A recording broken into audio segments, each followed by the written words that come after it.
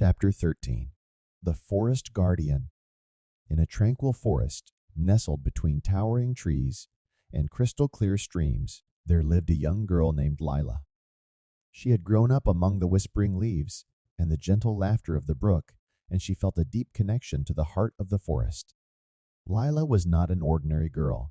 She was the guardian of the forest. As the guardian, Lila was responsible for protecting the forest and its creatures from harm. She had been chosen for this important role because of her unwavering love for the woods and her deep understanding of its secrets. One sunny morning, while Lila was tending to the wildflowers that adorned the forest floor, she heard a distant rumble that sent shivers down her spine.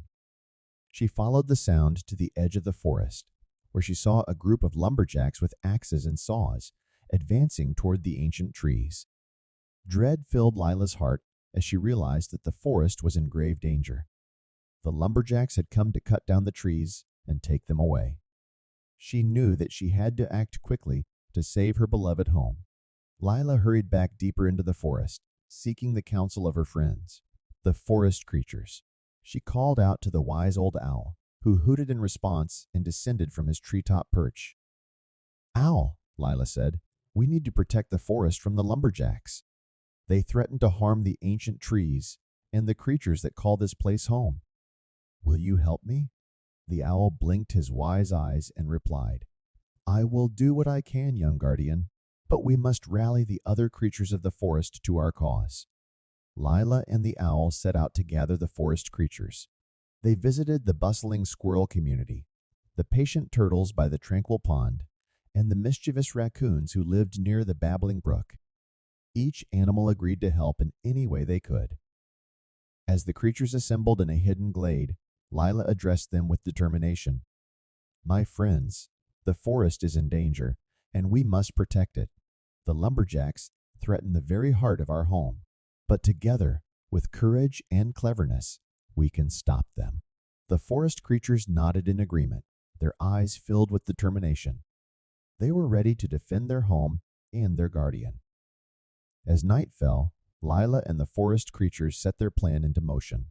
The owls would swoop down and snatch the lumberjacks' hats, making them disoriented. The squirrels would scatter leaves on the forest floor to make it slippery, causing the lumberjacks to stumble and fall. The raccoons would play tricks to confuse the loggers, making them question their senses. The following morning, as the lumberjacks resumed their work, they were met with a series of strange and puzzling occurrences. Their hats disappeared into the treetops. The ground beneath them seemed to shift, and they couldn't shake the feeling that they were being watched. Despite their confusion, the lumberjacks pressed on. They had a job to do, and nothing would deter them from their mission. But Lila and the forest creatures were relentless. They continued to thwart the lumberjacks' efforts, using their knowledge of the forest to their advantage. It seemed as though the very woods themselves were protecting their home. As the days turned into weeks, the lumberjacks grew frustrated and discouraged. They couldn't understand why the forest seemed to resist their efforts. The more they tried to conquer it, the more it fought back. One evening, as the lumberjacks gathered around their campfire, their leader, a gruff man named Mr. Grimes, spoke up. "There's something strange about this forest," he said. "It's as if it has a guardian, someone or something that's protecting it from us." The other lumberjacks scoffed at the idea, but Mr. Grimes couldn't shake the feeling that they were up against a formidable force. Back in the forest, Lila and the forest creatures knew that they needed to take their efforts to the next level. They couldn't rely on pranks and tricks alone. They had to make the lumberjacks understand the importance of the forest and its irreplaceable beauty. Lila decided to approach Mr. Grimes directly.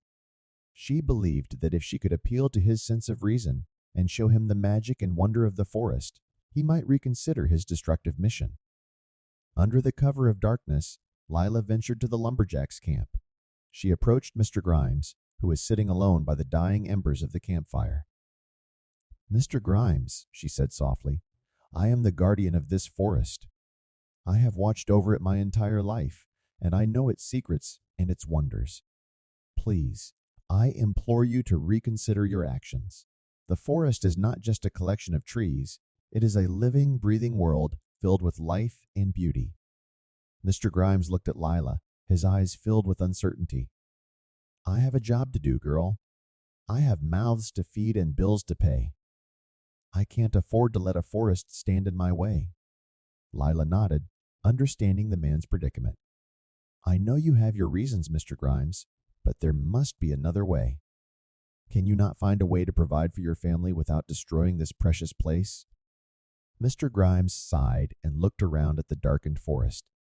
I'll think about it, he said, his voice heavy with doubt. With those words, Lila retreated into the shadows, hoping that her plea had touched Mr. Grimes' heart. She returned to the forest and shared her encounter with the creatures.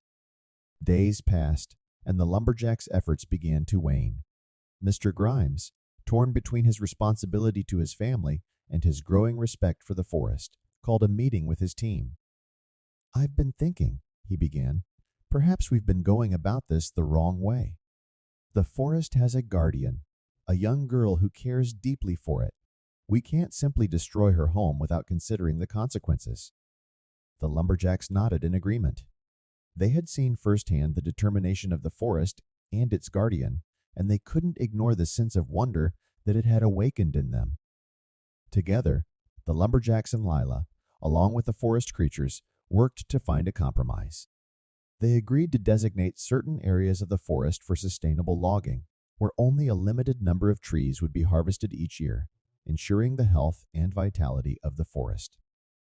As the years passed, the forest and the village learned to coexist harmoniously. Lila continued to be the guardian, protecting the woods and teaching the villagers the importance of preserving their natural surroundings. The forest creatures became cherished members of the community, and the annual forest festival celebrated the beauty and wonder of the woods. Lila knew that the forest's true strength lay not just in its trees and wildlife, but in the love and determination of those who cared for it. She had learned that sometimes even the most challenging situations could be resolved through understanding, compassion, and the willingness to find common ground. And so, in the tranquil forest, nestled between towering trees and crystal-clear streams, the story of the forest guardian and the lumberjacks became a tale of hope and unity, a reminder that with the right intentions, people could come together to protect the places they loved and cherished. The forest thrived, and its beauty continued to inspire generations to come. I do hope that you enjoyed that story. If you are enjoying these stories, then please consider purchasing either the softcover or hardcover version of the book. It is a beautifully illustrated book and will undoubtedly bless your family for years to come. And don't forget to like and subscribe to my channel to help me rank in YouTube. I hope you will continue to watch and listen to the many new stories I will be sharing with you on this channel.